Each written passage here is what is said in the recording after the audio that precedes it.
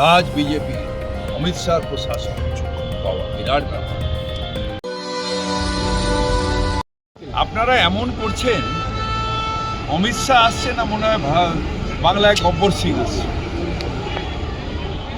কি এমন এত ভয় পাবার কে? বাঙালি ভয় পেতে পারে না, বাঙালি মাথা নিচু করতে জানে না।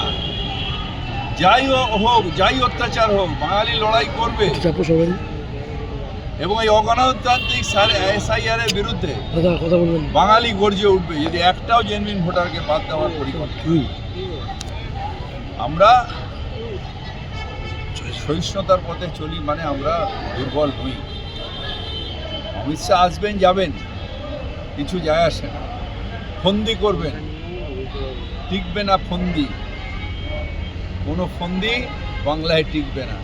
ফন্দি টিকেছিল মহারাষ্ট্রে, ফন্দি টিকিয়েছে দিল্লিতে, ফন্দি টিকিয়েছে হরিয়ানায়, সব জায়গায় ফন্দি টিকিয়ে, বিহারে ফন্দি টিকিয়েছে, কিন্তু বাংলায় টিকবে না। কারণ বাংলায় এক বাঘিনী আছে, তার নাম মমতা ব্যানার্জি। আজকে গান্ধীজির তিরোধান দিবস, আজকে দিল্লিতে 6 বছরের এক মাইনার রেপ হয়েছেন এবং সেখানে যারা অভিযুক্ত তারাও নাবালক, 10 থেকে 16 বছর বয়স।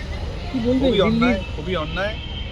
কঠোর হাতে এটার এখন একটা সামাজিক ব্যাধি হয়ে দাঁড়িয়েছে। এটা কঠোর হাতে করতে হবে এবং কঠোর হাতে এটার প্রতিদণ্ড করতে হবে। বারবার দিল্লি, হ্যাঁ, দিল্লিতে হচ্ছে, তার কারণ দিল্লিতে রাজ বিজেপি অমিত শাহ প্রশাসন পাওয়া বিরাট ব্যাপার।